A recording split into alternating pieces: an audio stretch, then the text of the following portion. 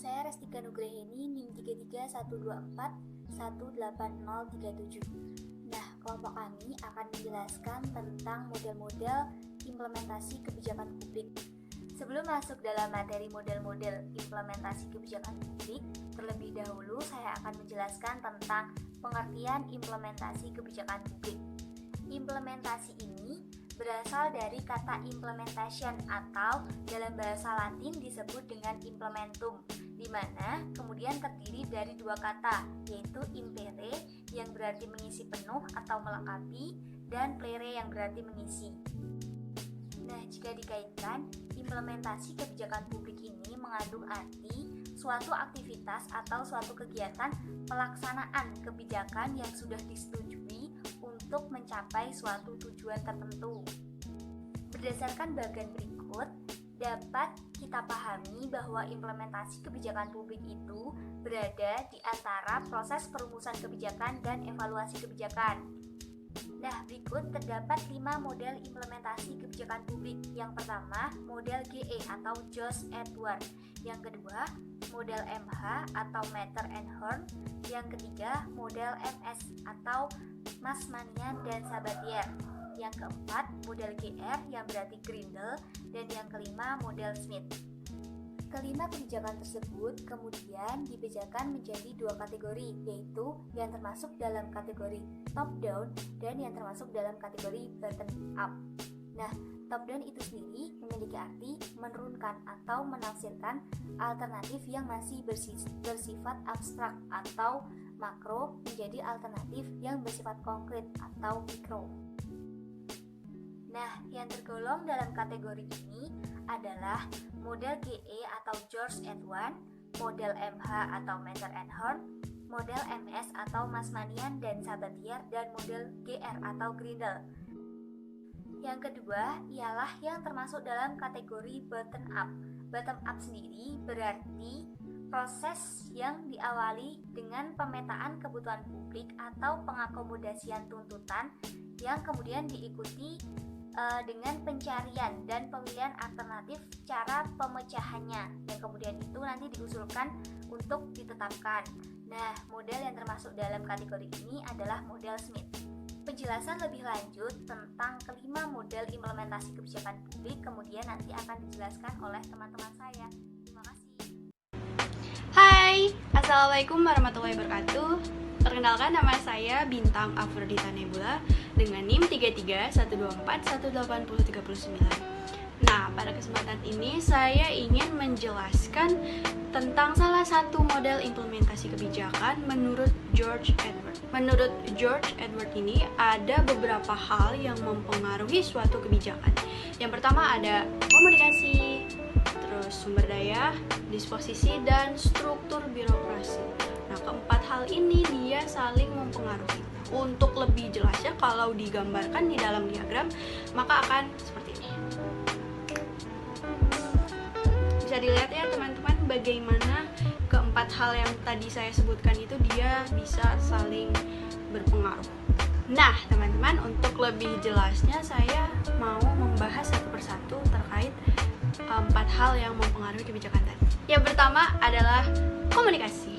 Nah, di dalam komunikasi ini ada 3 hal penting. Yang pertama ada transmisi, konsistensi, dan clarity, atau dengan kata lain kejelasan. Jadi komunikasi ini harus akurat dan cermat agar tujuan suatu kebijakan ini dapat dipahami oleh implementer. Petunjuk atau aturan dalam suatu pelaksanaan juga harus jelas. Karena kenapa? Kalau tidak jelas dia akan multi tafsir sehingga berujung pada penyimpangan suatu tujuan kebijakan atau program. Nah, komunikasi ini juga penting sebagai koordinasi dan sosialisasi ke kelompok sasaran. Oke, yang kedua adalah sumber daya. Nah, sumber daya ini meliputi SDM, finansial, informasi, wewenang, dan fasiliti. Nah, untuk SDM ini dapat berupa jumlah staf dan skill yang memadai maksud saya. Lalu ada finansial, itu jumlah dana atau anggaran yang cukup. Lalu ada informasi, yaitu data atau fakta yang akurat. Maaf teman-teman, saya pegal, izin berkacamata. Lanjut. Selanjutnya ada wewenang, itu yaitu otoritas untuk memberi perintah, untuk mengalokasikan dan mendistribusikan anggaran, informasi, tenaga kerja, dan sebagainya. Lalu yang terakhir ada fasilitas berupa gedung, peralatan, teknologi, dan sebagainya. Itu teman-teman. Next, tada! Disposisi atau sikap laksana. Nah, disposisi adalah watak atau karakteristik dari implementor. Biasanya yang dilihat dari karakteristiknya itu berupa kejujuran, ketaatan, kebijaksanaan, tanggung jawab, dan sebagainya. Nah, apabila seorang implementor dia memiliki karakteristik yang tidak konsisten atau kejujuran yang rendah, maka akan berujung pada korupsi, markup anggaran, dan sebagainya. Itu jangan sampai terjadi, amat tercela. Selain itu juga, apabila implementasinya tidak konsisten, maka akan berujung pada implementasi yang tidak efektif. Sebagai contoh, itu ada perbedaan persepsi terhadap dampak kebijakan, peraturan daerah tentang merokok, judi, dan lain sebagainya. Teknik guys, aku dikasih pizza. Terakhir guys, struktur birokrasi. Nah, struktur birokrasi yang berbelit-belit, maka ini akan berujung pada lemahnya pengawasan implementasi sehingga menjadi tidak fleksibel. Kalau ini terjadi, maka akan berujung pada korupsi. Itu guys, itu jangan sampai terjadi. Nah, oleh karena itu perlu adanya SOP, terus pengawasan lebih lanjut, petunjuk pelaksanaan, serta petunjuk teknis program. Jadi itu adalah beberapa hal yang saya jelaskan terkait dengan 4 hal yang mempengaruhi suatu kebijakan menurut George Edward. Untuk selanjutnya dilanjutkan kepada teman saya.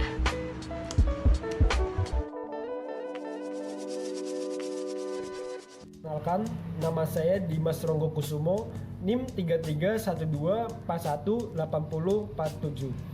Dalam kesempatan kali ini saya akan membahas mengenai model implementasi kebijakan publik yang dikemukakan oleh Van Meter dan Van Horn pada tahun 1975. Model ini dikenal dengan nama A Model of the Policy Implementation. Model ini juga mengandaikan bahwa implementasi kebijakan berjalan secara linear, mulai dari keputusan politik, pelaksana, dan kinerja kebijakan publik.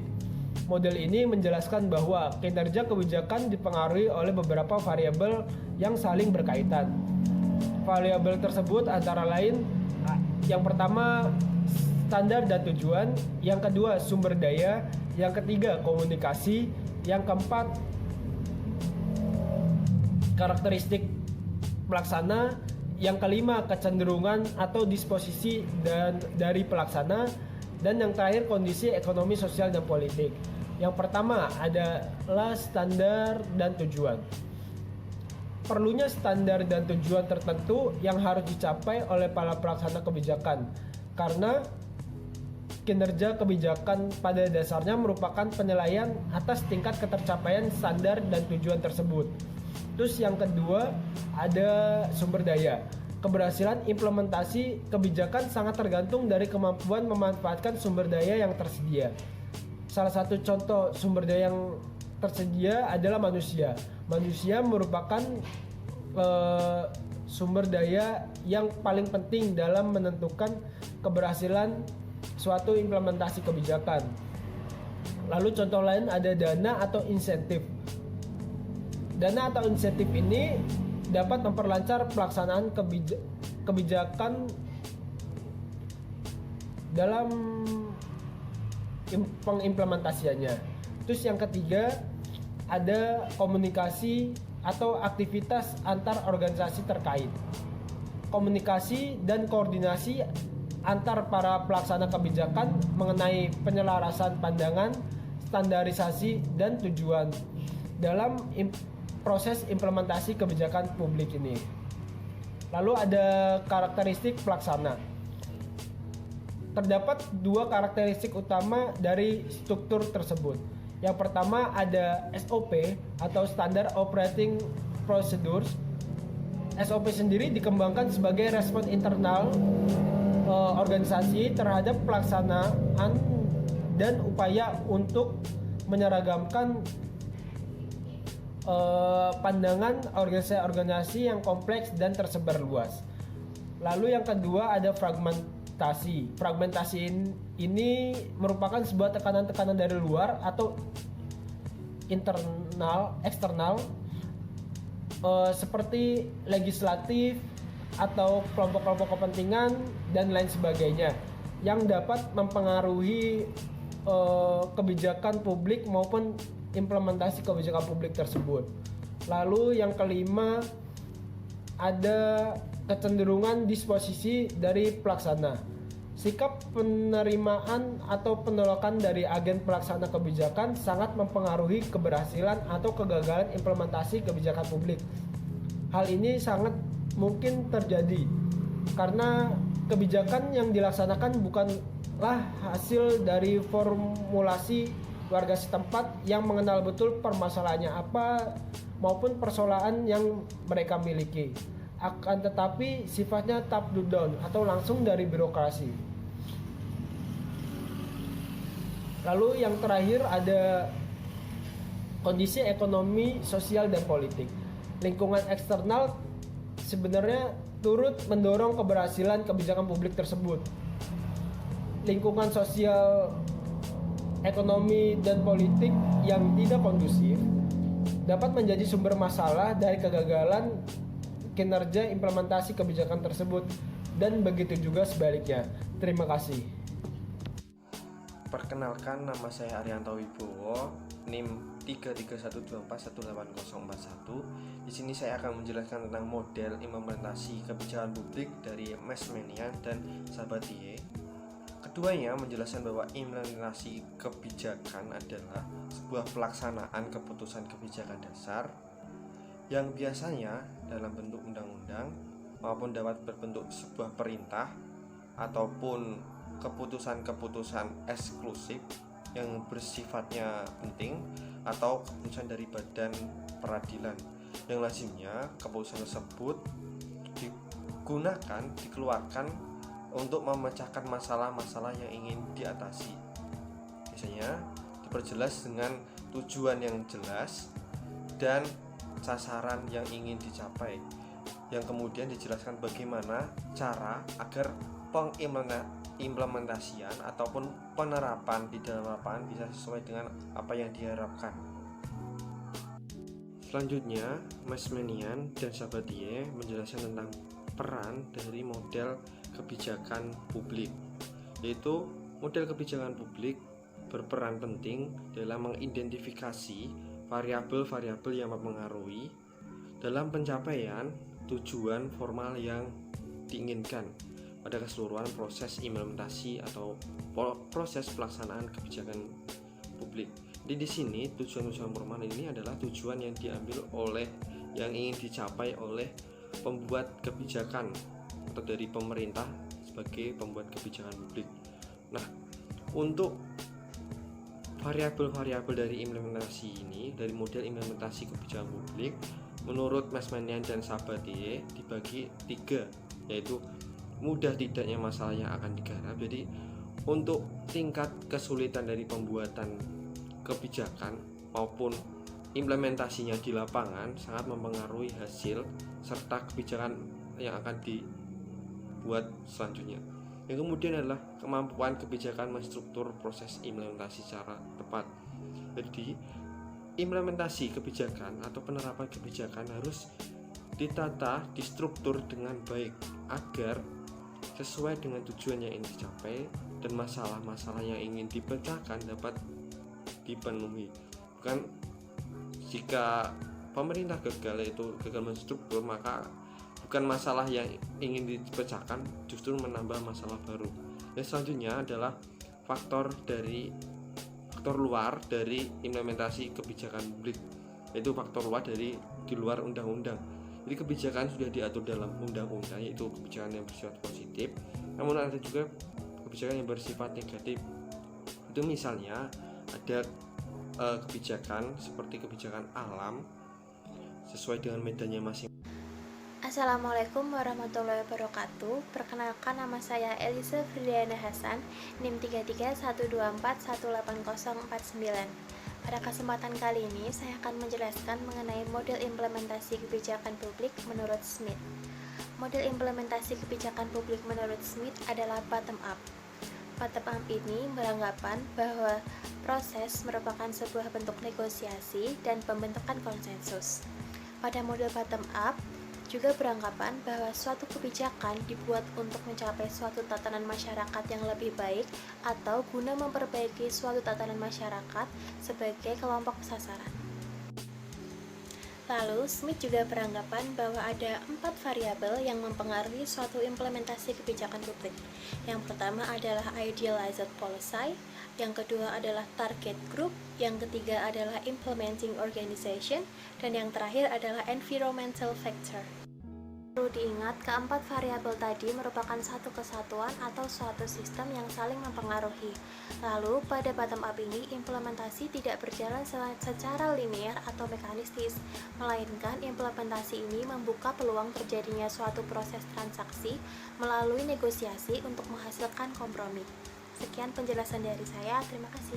Assalamualaikum warahmatullahi wabarakatuh. Nama saya Antin Sriwijayani dengan NIM 3312418043. Di sini saya akan membahas mengenai model implementasi kebijakan menurut Adam Smith. Menurut Smith, implementasi kebijakan dipandang sebagai sebuah proses atau alur. Model ini memandang proses implementasi kebijakan dari perspektif perubahan sosial, di mana kebijakan yang dibuat oleh pemerintah itu bertujuan untuk mengadakan perbaikan atau perubahan di dalam masyarakat. Selanjutnya, menurut Smith ada 4 variabel yang dapat mempengaruhi implementasi kebijakan. Yang pertama ada idealis policy, yaitu merupakan pola interaksi yang diinginkan oleh perumus kebijakan dengan tujuan untuk mendorong target group untuk melaksanakannya. Yang kedua ada target group. Target group merupakan kelompok sasaran kebijakan yang mana diharapkan dapat mengadopsi pola interaksi dan menyesuaikan pola perilaku dengan kebijakan yang telah dirumuskan. Kemudian yang ketiga ada implementing organization, yaitu organisasi pelaksana atau unit-unit birokrasi pemerintah yang bertanggung jawab dalam implementasi kebijakan. Dan yang terakhir ada environmental factors, yaitu unsur-unsur yang ada di dalam lingkungan yang mana dapat mempengaruhi implementasi kebijakan, mulai dari aspek budaya, sosial, ekonomi, dan politik. Nah, berikut ini merupakan bagian pola atau alur implementasi menurut Smith.